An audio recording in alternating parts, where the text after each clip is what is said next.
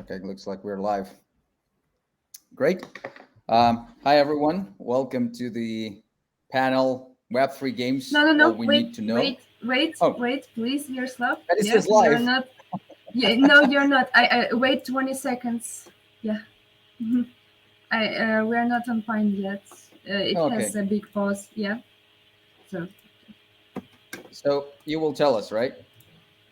Yeah. No, go ahead.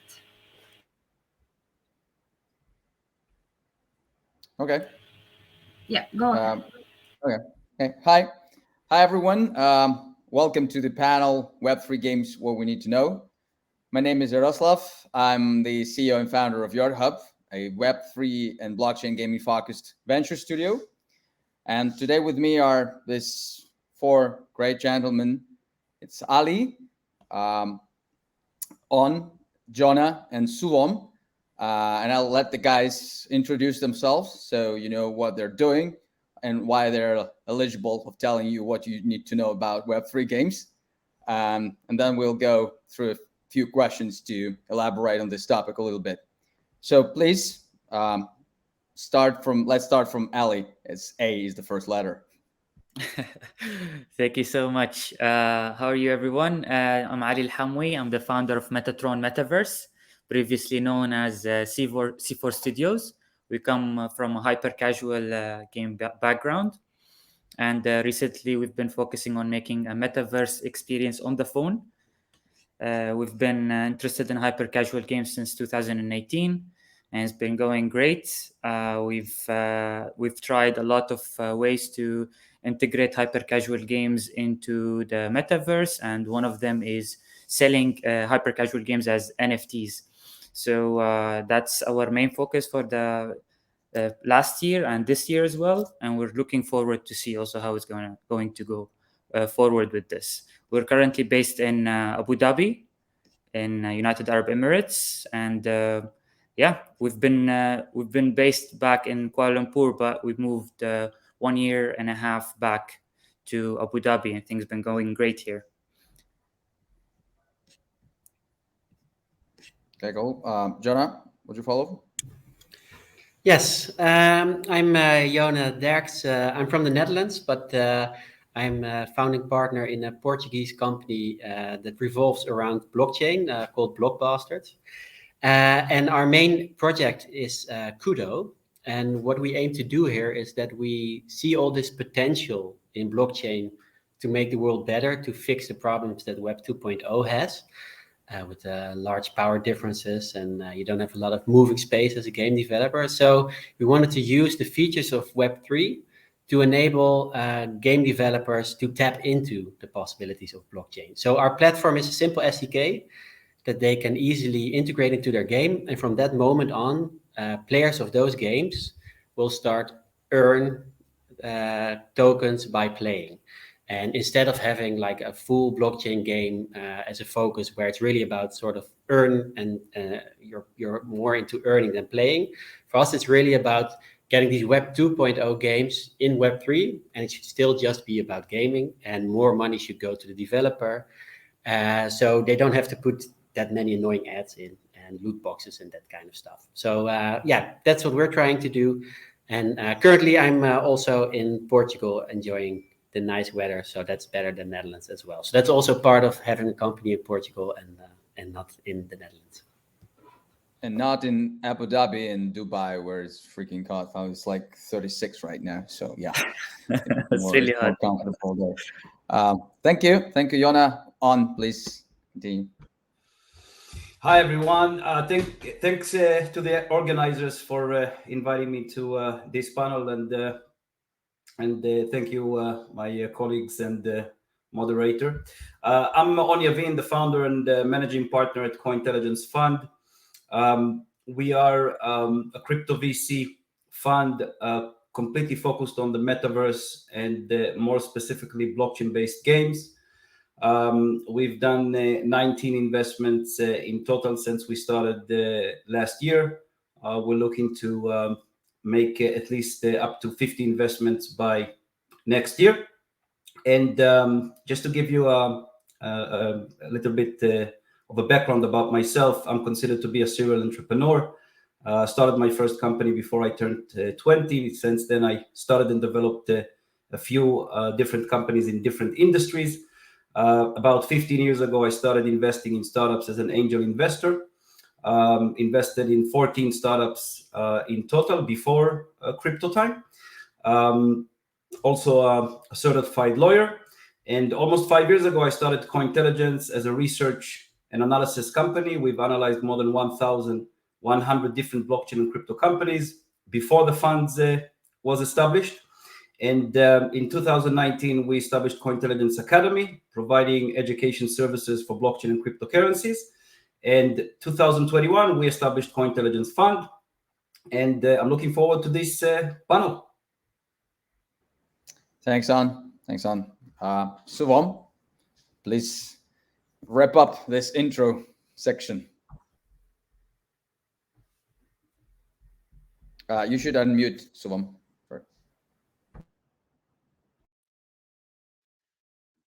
Yeah, thank you for inviting me and having me here. And I'm from Bramble. I'm one of the co-founders. So Bramble, we started Bramble around a year back or so. And since then, we have been working on our blockchain. So it's a layer 1 solution with multi-chain. And we have learned a lot from the first generation layer 1 companies, which helped us to fix the things, the trouble we are facing right now. So we could learn from them and apply it to our blockchain. And also we had to find a way, because we saw like integrating on blockchain companies, web solutions, they had to always come up with either their competence or they had to hire someone. So our approach was, how can we solve that without someone bringing the competence with them and can still use the blockchain and all that blockchain, what it brings with. So we created API integration. So any Web2 company can come and say, hey, we want to get on blockchain and use all the features of blockchain. They have to just integrate our API and they can start using our blockchain.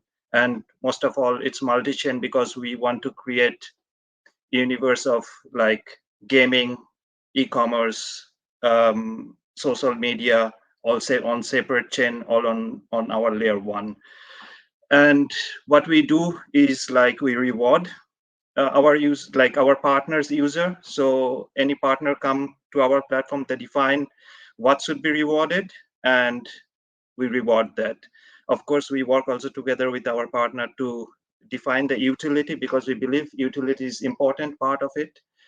Just creating a reward doesn't help, but the utility is a big part of it. So yeah, that's what we are doing. And end of this year, we will start with launching our project and go out with our token in the market with the private sale and all that.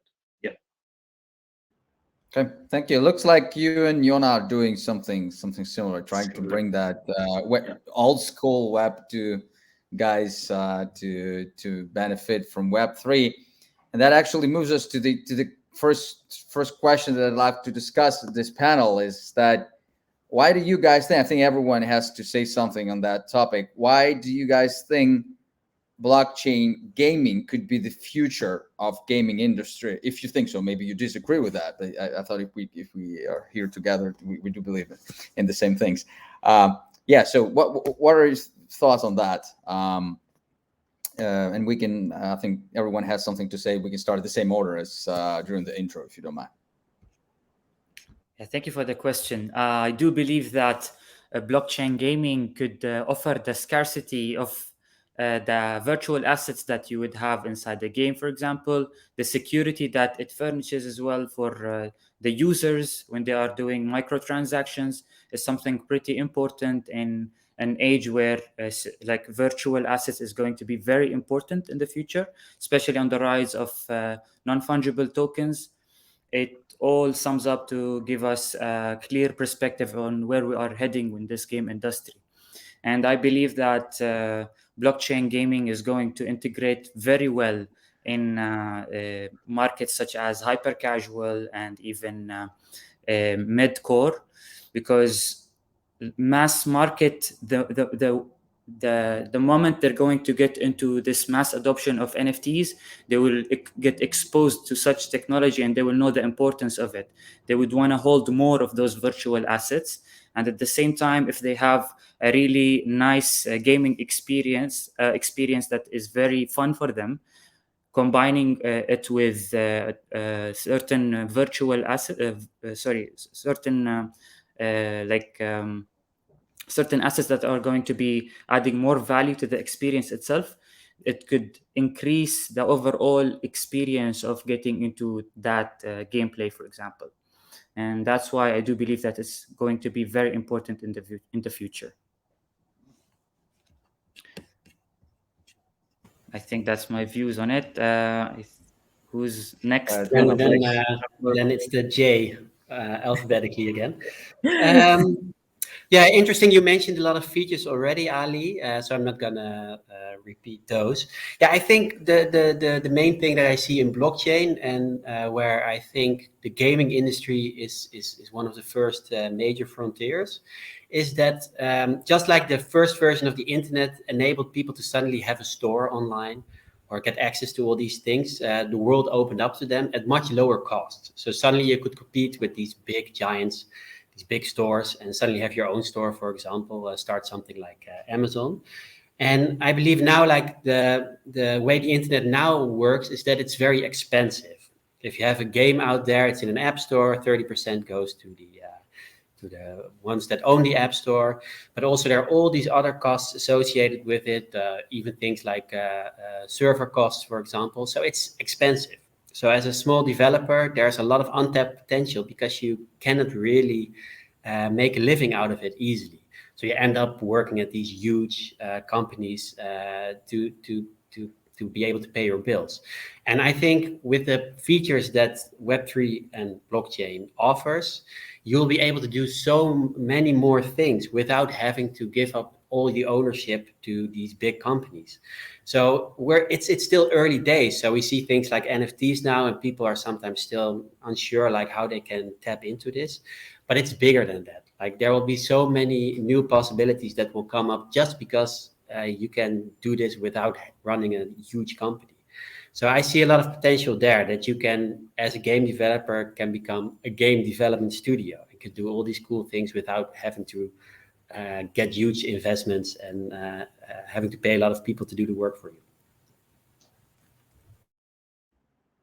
Yeah, that's true. We do see a lot of indie developers in blockchain games these days, and that's really cool. Yeah, On, please. So, beside everything that was mentioned already, I will say that everybody talks about the play to earn concept and if it's a solid one or not. But just to make things clear, the fact that players can be rewarded for playing with real life money, with cryptocurrencies, is so huge. And I'm saying that as a gamer. I didn't mention it before, but I've been playing games all my life. I'm still playing games until today. Considered to be a dinosaur in the gaming world, but I take it very seriously, and I enjoy every second of it. And for me, it's so straightforward. The fact that a player can sell the items, the characters, the in-game items that he or she got over time, that's the basis of everything for me, because I had the personal experience of spending hundreds of hours, sometimes thousands of hours on a single game. And at some point, for different reasons, I didn't want to continue play. It was not relevant to continue play because I finished all the achievements and so on and so on. And I'm thinking about the youngsters. For them, it can be a game changer to be able to sell your character for thousands of worth of US dollars or tens of thousands in some cases.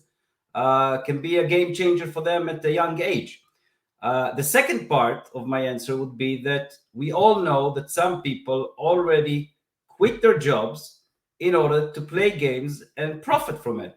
That is unimaginable for old school players like me. I mean, I would never imagine that I would live to see such a day.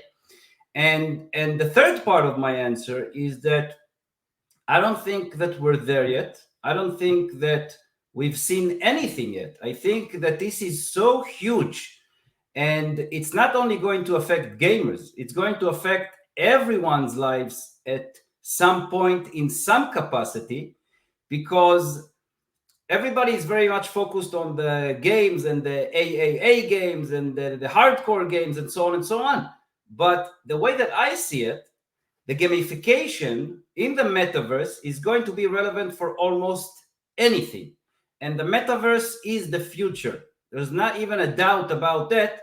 And we see that it's not just the crypto people saying it, or not just the gamers saying it. We're talking about the biggest brands in the world that are already in it. So that's like a summary for the question that you answered.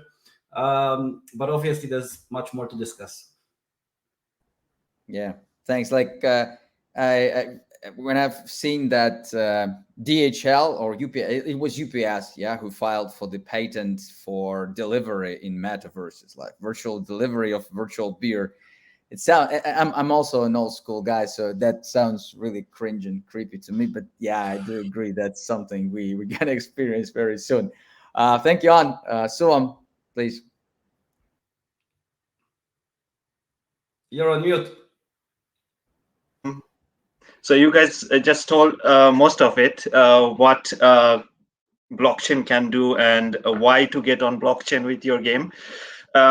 So I'd prefer to summarize it and would like point out 4 different things, like to understand why to get on blockchain, the need of blockchain, why Web3, why not staying in Web2.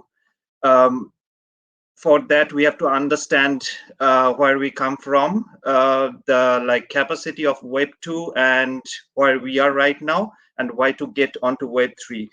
And those 4 points would be like 2 main points I would talk about is reward system and the loyalty program they have in Web2.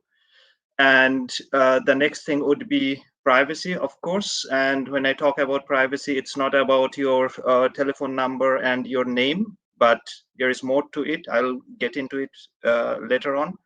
And to add-ons, what I see would be like great for the community to have as a gaming community is like the ownership of the product you get or the product you have. And the last thing would be DAO. So DAO is like, for many, if you don't understand what DAO is like you are the board member of the product you are using. So you get to decide on how the product should be, what the product should be, where the twist should be. It's not like someone from up decides for you what you're supposed to do.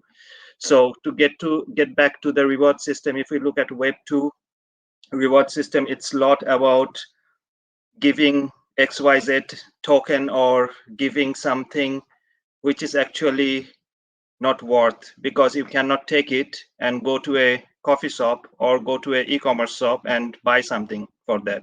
Or even let us stay within the game universe, like you cannot take the token you earn from or the reward you earn from game A and go to game B and say, I want to use it.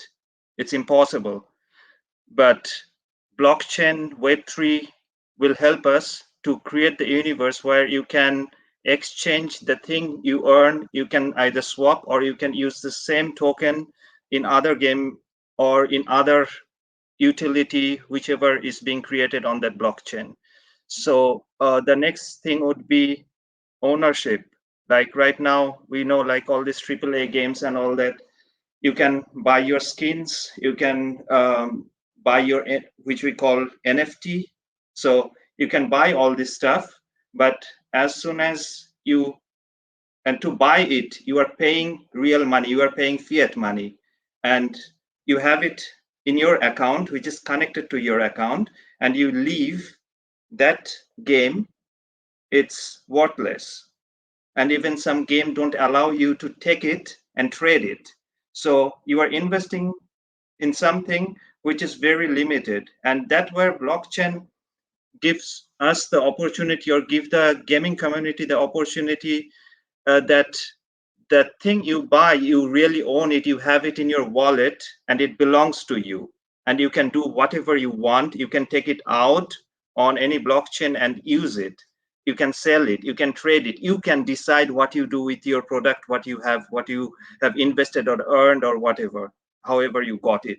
So when it comes to the privacy, right now the model is quite like, it's not about the name and the telephone number, but it's about being tracked, how, like, what's my nature and what's my profile, and selling that.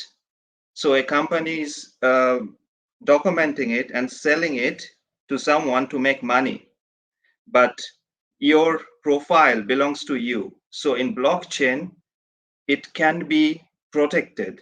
It is not like someone says from up, and that's where DAO also comes in, that, hey, this is our business model. Then you as a community, you can say, we don't agree to it, we want to change it. So you can vote on it and decide how the things supposed to be on the product you use.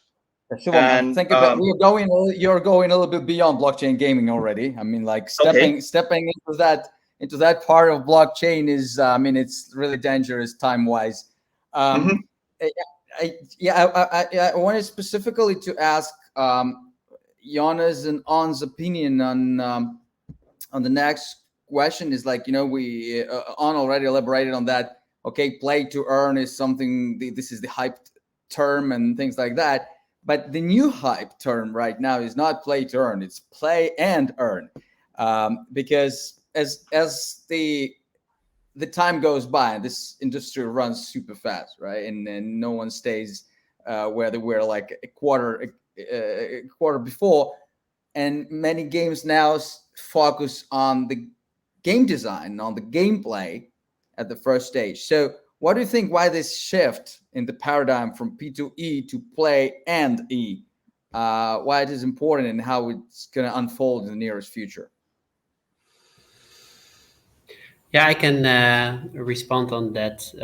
On already said a lot of interesting things. What you can see, and that's what you saw happening from the moment that a lot of people were starting to buy expensive computers to mine Bitcoin, is that you see that blockchain has this power to get people to get really invested in something.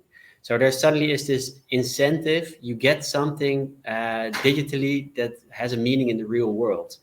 So that is something that leads to all these unexpected great things and unexpected nasty things, because people try to take advantage, and some people think of really cool new things. So we're still in that early period. But what you saw with play to earn is that it's really powerful. It's also a great equalizer, because suddenly when you're living in a country where the pay is very low, you can compete in this global world where people try to capture this value. And of course, it makes more sense to put more time in when you have less possibilities to do it your own way. But then it really becomes work. So we saw this development happening, and we didn't think it is sort of the future of it. What we saw is that blockchain is very powerful, but in the end, for the end user, a gamer is not there to earn money. A gamer is also not there to spend money. Does so often, but that's not their motivation. Their motivation is to have fun by playing games. And what you saw happening with games, mobile games over the years, is that they became cluttered with all these mechanisms to get more money from them, and it became less fun. Now you have like these new things like play to earn, but then it's this extrinsic motivation. It takes the fun out of it, because suddenly it starts to feel like work. So we want to incentivize gamers and reward them to be able to play games and do extra things if they invest more time. So just like Suvom, we also have a platform where you can spend your tokens in many games at the same time, but it should be about play. So blockchain is irrelevant for a gamer. The gamer should just feel freedom, and blockchain offers more freedom. But also the game developer gets more freedom because, yeah, as Suvom mentioned, you have things like security. That is expensive, basically, business-wise. So you get hacked, you get targeted by all these scams in the old world, and now suddenly there's just this inherent security. So also the game developers will have more possibilities to just focus on what they want to do. So just as you see with like NFTs, where people can sell their artwork online and have can make a living out of it, you also see that happening with gamers. So game developers can create the fun games, and gamers can play the fun games. But sort of the old world is about money and about all these closed off gardens. So we have to create a new one, the Web3 one, where there's ultimate freedom. And in that freedom, of course, people want to pay for things. People want to move from one game to the other. And that's what we're going to see. And then it's just going to be earn and play and earn. But it shouldn't be about earning. So my take on it is the following. I think that obviously the basic explanation of the difference is that play and earn means that you're playing, you're having fun, you're enjoying yourselves, and you can earn as you go, but it's not it's not the main thing about playing. And play to earn is playing to profit, and the fun part is less relevant. But beside the fact that that's the basic explanation, I think it's just semantics. I don't think that the people that started saying play to earn actually meant that people will just play the game to make money. That was not the concept. That was not the idea. And it's just like with any other thing that is being abused by people. And whenever there's money involved, there's abuse, there's scams, and so on and so on. We've seen it with any financial instrument in history.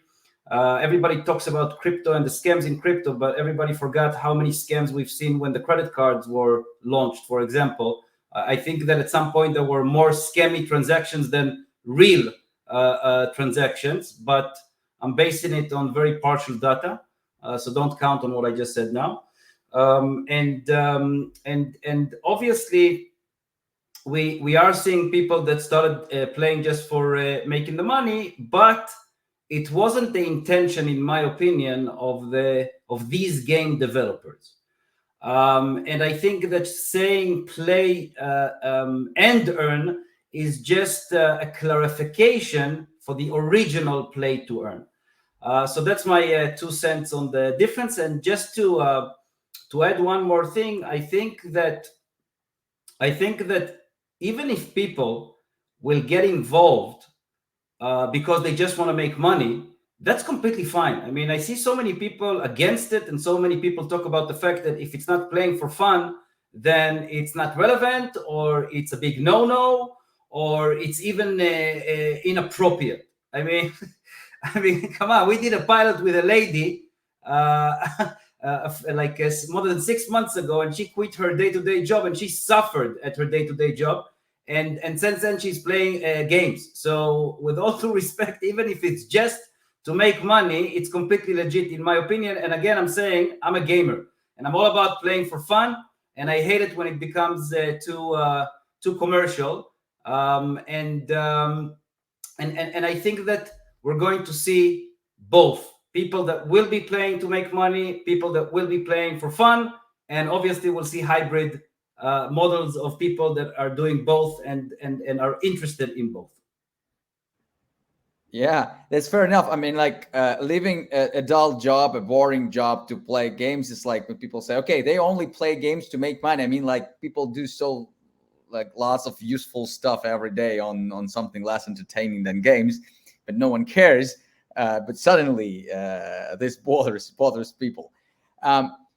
Suvom started a very interesting topic actually about that, like interchangeability of assets, and you guys today talked a bit about that possibility for the players to quit one game and use those assets to enter another game. But the reality is that right now many games choose different blockchains, and in order to be able to switch those assets, you should actually do a lot of pretty sophisticated stuff that many players are really don't understand how to do that. I mean, like, for example, you want to quit Axie, you need to sell Axie on that blockchain, then you need to put it to Binance and to change to some other cryptocurrency, then withdraw that cryptocurrency into new wallet and then purchase. That's really burden. So how do you think this, and I really do think this is a great barrier in terms of making the blockchain games really mainstream, because it's like you really need to become not an expert but a very advanced user in many blockchains, which is to me, which is not a usual mainstream gamer looks like, right? So how do you think this could be overcome? How maybe there's some APIs that interconnect different NFTs or bridges or some layer -1 blockchain that, I don't know, like does this interoperability inside? Suvom, please, do you have any thoughts on that? I bet you do. I have to agree what you just said, but it's a problem right now, but it's not a problem which will be not solved. It will be solved because we have to understand how old is Web 2 and how old is Web 3. So we are in a process and we see it already happening, and people start thinking, like people from layer 1, they start thinking how to solve it. How can we work together that our user base is not having the struggle, what you have just mentioned, like transferring from one wallet to other wallet, then you need a different token to pay the gas fee and all that. Those barriers are not there. So right now it exists, and what we see, like the layer 1, the new generation layer 1, they are already building with multi-chain. So that is already, we are on that's what we believe, we are on the right track towards working together. So what we believe in future, it's going to be a blockchain. For sure, we have to work together.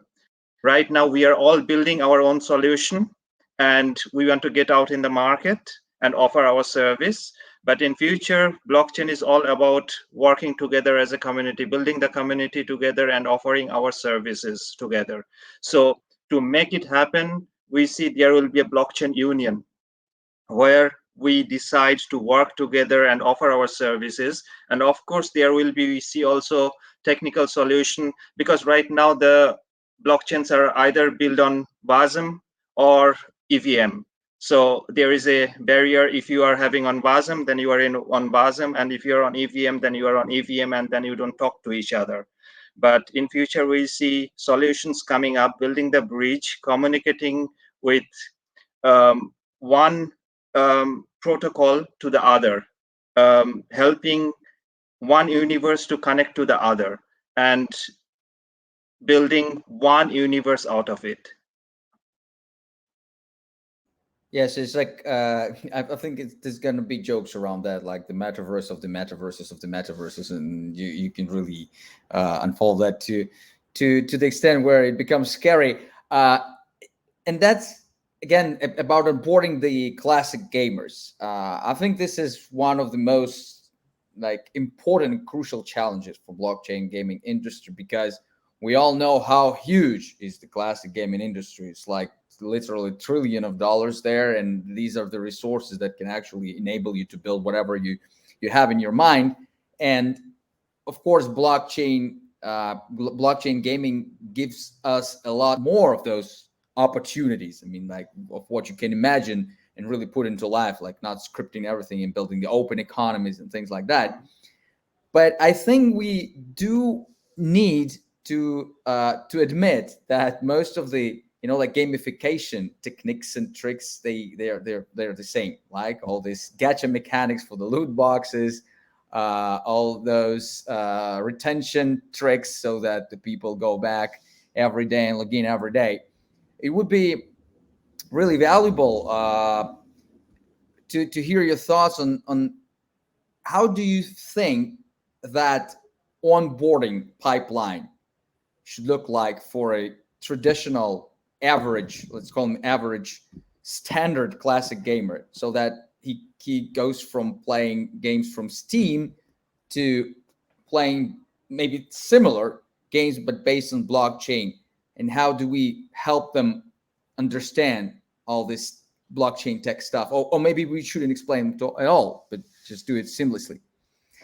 Yeah, please. I would like to hear from Ali. We had him silent for a while, and then on, please.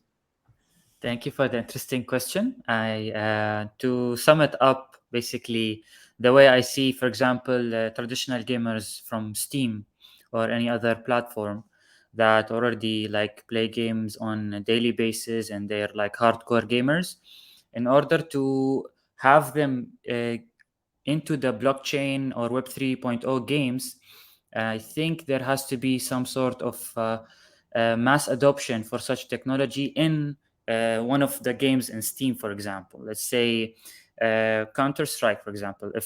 If that company announces that one of their projects is going to have blockchain integration inside their game with NFT assets and stuff like that, that will kind of start an entire domino effect in the market, which will allow those classical users to integrate into the Web 3.0 games and try to have a look at it without being so skeptical about play to earn games. Because nowadays you see a lot of people saying that, oh, I don't want to play that play to earn game because they're just making the game to take my money, not to have fun. And there's this skepticism about this concept. And I believe that's just because of the hype that the market is going through at the moment. And there's a lot of projects that took advantage of such technology, and they're trying to make a quick buck, but they're not thinking in long term. So if we look at it in the long term, anything that enters the market, any new innovation, it has to go through, they call it a Gartner hype curve, if you guys are familiar with it. And after that, I believe that since we are in the hype phase right now, after that it's going to reside in the society slowly with better and more reasonable approaches and more games adopting such technology. So I believe it's going to fully integrate into the game industry, just like On mentioned earlier. It's something huge. So it's not just some type of hype that is going to the market right now and is going to disappear. I don't believe so. I believe that it's going to stay, and it's a basic part of the metaverse as well. Thanks. But the thing is that I think that Steam already had a few cases when some titles tried to integrate NFTs and blockchain, and Steam said no, you'll be excluded. And maybe you remember that scandal with the Stalker. Mm-hmm. They announced that they will be integrating the NFTs into their game, and they had that shitstorm from the users, and said, okay, we're backing up. So I think this is because, as you mentioned, these companies are still scared of like being associated with scam or something like this. But at the same time, we do know that Blizzard, EA Sports, and other giants, they already have blockchain departments hired and working on something, obviously. Yeah, thanks. Sorry, On, for interrupting. No, not interrupting at all. This is great. So yes, I agree with what you said, and yes, that there are giants that are completely into it already. Just to give you an example, one of our portfolio companies, a game called Rebelbots, got an investment from Ubisoft. So it's not even a question of if they are interested or not. It's very obvious that Ubisoft understand that the future of gaming is based on blockchain. With regards to what you said about Steam, yes, there have been problems, and I suspect that there will be more problems. But I'll give you another example of another portfolio company that we invested in called Decimated. They're actually launching the game very, very soon, and you're already able to add it to your wish list on the Steam. So it's definitely improving and progressing. And to answer the original question about getting gamers, so first of all, let's remember there's serious heavy gamers like myself, and there's casual gamers. And we can't ignore the casual gamers because they are even bigger in numbers. There's many more casual gamers than professional serious gamers. And we have to remember that for the casual gamers, the interest is different because, to give you an example about serious gamers, a game that I started playing just a few days ago called Elden Ring. Amazing, seriously, an amazing game. I mean, I wasn't that excited from a non-pure MMO game as I have been from Elden Ring, which can qualify for a semi-MMO in some way because you can play with other players, but it's not a serious MMO as I call it. And if you compare that game to everything that we've seen until now in the blockchain-based games type, it's a joke. I mean, if you compare the gameplay, the mechanics, the story, the graphics, don't get me started on the graphics. I mean, I haven't even seen until now one blockchain-based game that was released that I can say that I love the graphics. Not even one until now. So we really have to remember all of this when we are looking at the industry because it's so way too early at the moment. And with regards to the casual gamers, when you ask these casual gamers to connect your MetaMask in order to play the game, you just lost at least 50% of your potential casual gamers. Doesn't matter what you do, doesn't matter what you give them, what you promise them, what you offer them. It just doesn't matter. You lost them because it's just too complicated. And we crypto people sometimes forget that not everybody out there are able to just connect their MetaMask. I'm serious. It sounds to us so ridiculous, but it's for some people it's hell. And I'm even talking about technological oriented people because you need to do it again and again, and it keeps disconnecting and it's not working properly and so on. So the last part of my answer, and this applies to all type of gamers, the games must be really good and the accessibility and the UI UX is so important.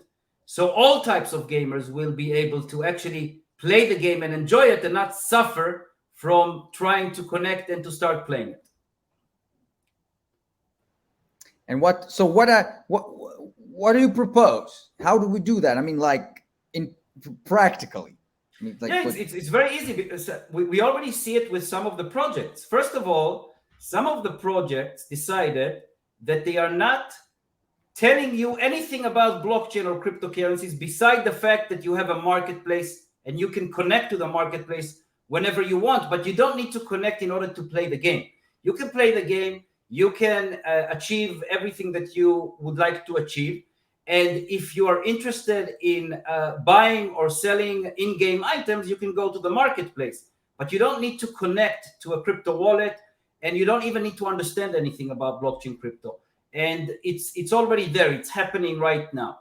The second phase has to do a lot with the progress of the entire blockchain and crypto industry, because it's not only about games. For the regular average Joe, just to buy cryptocurrency today is still not easy enough. And I get that feedback on a regular basis when I talk to newcomers that are consulting with me if they should get into crypto, if they should buy crypto. I'm not even talking about gaming. But even if I give them the big names of the big tier one crypto exchanges, some of them are having difficulties with it. So we're not there yet. And I think that beside everything that I mentioned, the biggest part is also the fact that people need to be educated. And again, I'm talking about blockchain-based games, and I'm talking about cryptocurrencies in general. People make their lives easier just listening to what others are saying. That's a big part of the reason why there are so many scams, successful scams out there. And I think that people will have to get educated about everything related to the crypto industry and the metaverse, and we see that it's happening and progressing well. We're not there yet, but it will probably take at least a few more years to get there. And let's remember, up until a few years ago, most of the 500 Fortune companies banned the cryptocurrencies. And I think it was Suvom who said before, and he was right, let's look at the comparison between Web 2 and Web 3. We're talking about financial instruments and financial infrastructure that exists for so many years compared to something that only exists for a couple of years. So let's remember that as well. And I think that the future is bright. Thank you. But you mentioned a very interesting approach that you don't really connect the user with blockchain. So the user doesn't need to install any wallet or whatever. So he just interacts with the usual interface. But doesn't that conflict with the idea that the user owns the assets? So if there is no your wallet involved, how do you make the user the owner if there is no wallet involved? So that's the game owning the assets and just proxying them to the user through the web interface. Yes, but even if you consider that, it can take within a few minutes or even a few hours. Let's say that you play a game and you've made some achievements. So these achievements will be registered on the blockchain, but you will not be a part of it. You will not see it in the game or something like that. Or even if the game developers will update the blockchain, not in real time, but just a few seconds later or a few hours later, which obviously is not as good as having everything in real time. And in the future, it will happen in real time. But again, let's remember, even the blockchains are not there yet. We're not even discussing the games. We're discussing the blockchains. Let's look at Solana, one of the leading blockchains for the gaming industry. That blockchain already stopped working more than once. So you can't even expect us to take things seriously at the moment. But I am saying that it will change because everything is so new and everything is being hyped all the time, and it goes and it's being exploded all the time. With these hypes, we don't have enough time to develop. We need a few more good years to improve the blockchains and to improve the blockchain-based games. And that's why I'm saying the future is bright, because I definitely see that we're going to be there, but it's going to take time. Okay, thanks a lot. Thanks a lot. Suvom, I obviously see you have something to add. Yeah, I have to totally agree on what On just said. And I'd like to add something to it is like, what we see, like every day I talk to people and it's too technical, it's too they don't understand the language, right? It's too new. So we should not really try to push on them and tell, okay, this is the wallet and that's what you do, this is how you connect. Not really bothering the game developer user with all the technical aspect of it, but keep it really down and speak the language, give them the food what they understand. They understand a good game where they can come in and have fun, and then they will understand, okay, while I'm having fun, I can have like the skins I'm owning, it belongs to me. So that should be the approach towards the gaming industry, not really bombarding them with all the technical aspects and they telling, okay, I don't understand, I'm too scared, I'm gone. I rather stay in my comfort zone. So if I pick on the wallet thing, so MetaMask, like connecting the MetaMask and all that, even I few like a year back, I had to kind of learn by myself, and it's not easy. Yeah. Then I went to the team and say, we have to do something about it. Then like we thought, why to have MetaMask when you are on a universe where you are having your own game, you are having your multi-chain, why everything is not integrated? Because like when we read our email, we also don't say, okay, which box shall I bring with me to read my email? Everything is integrated. So the user interface matters. So users should not be troubled with what is happening on the back end, what technology you are building. Yeah.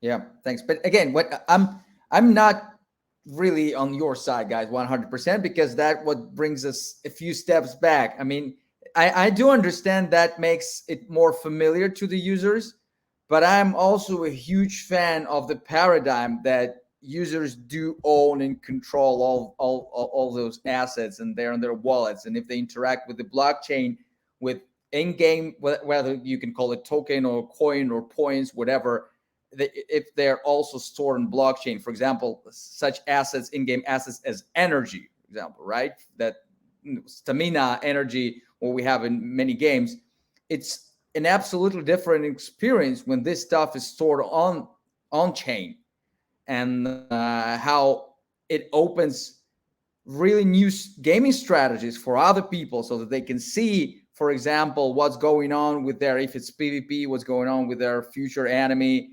They track the blockchain and see how fast is their energy regenerating. If we move that all like off chain and only update some data with some latency, and don't ask users to like approve the transaction, things like that, yes, it smooths the user experience, but that keeps us a bit far from that true blockchain experience. I'm into finding some balance there, and that's the first who solves that task will be a great guy. Just to clarify, I completely agree with you, and I completely think that that's the future.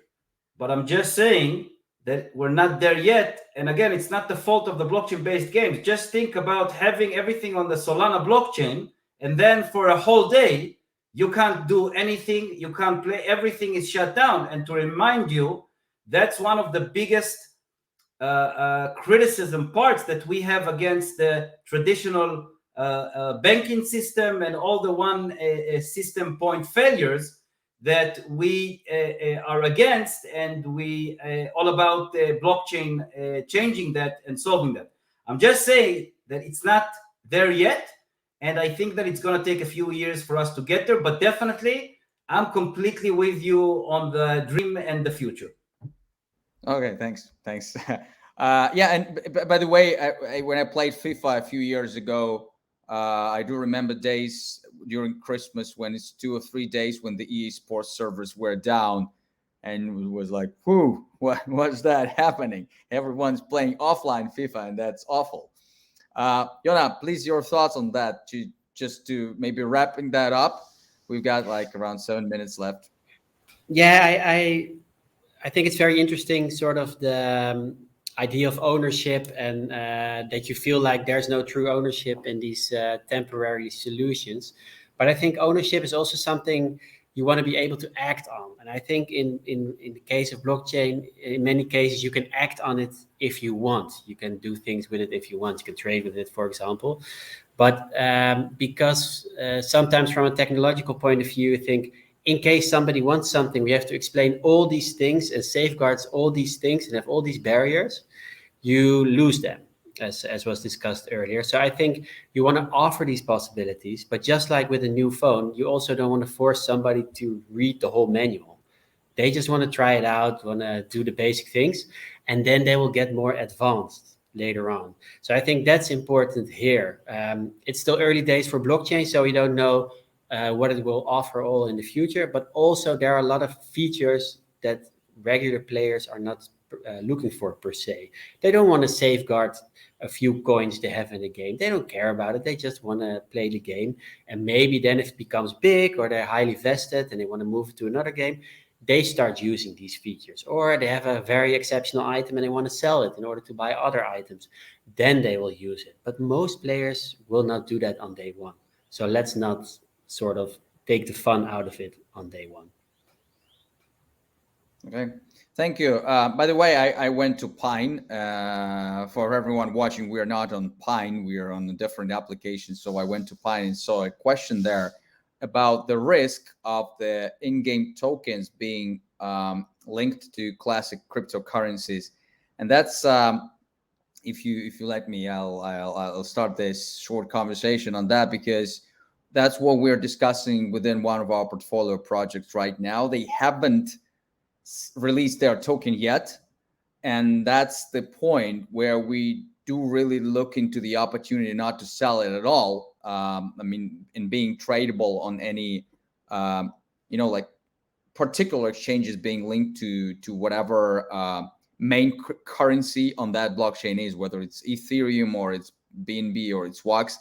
Because when you look at how these cryptocurrencies behave, so it's like for WAX, for example, is going from 30 cents to $1 and now to 10 cents. And if your game economy is linked to that, you really suffer. I mean, like you cannot build a sustainable economic cycle, because users do compare the price of the external cryptocurrency to the price of the in-game token. For example, if they purchased asset that was being valued, say 10 BNB, and now it's valued like 2 BNB, though the intrinsic value of the asset within the game hasn't changed, the users still feel they've lost money, and that's frustrating. What do you think about that idea? Maybe games don't release their tokens at all, and they just use it as an in-game points, so you can purchase some assets within the game, or you can do some upgrades, some boosters, whatever, but you don't let that token trade outside, so that it's not being hurt when the, say, whole crypto market goes down, or some particular cryptocurrency gets racked, like Luna, and what's happening to all the projects built on Luna ecosystem. What do you think about that? If you don't mind, I'll just start by saying that we already see some projects are considering to, no, before that, we already saw different projects that were launched and released two types of tokens. And one of the reasons was to protect the gamers from losing when one of the coins or one of the tokens crash. We are already seeing now projects talking about launching based on stable coins, which obviously is not such a positive word these days. But if we do ignore what happened with the USD Luna, we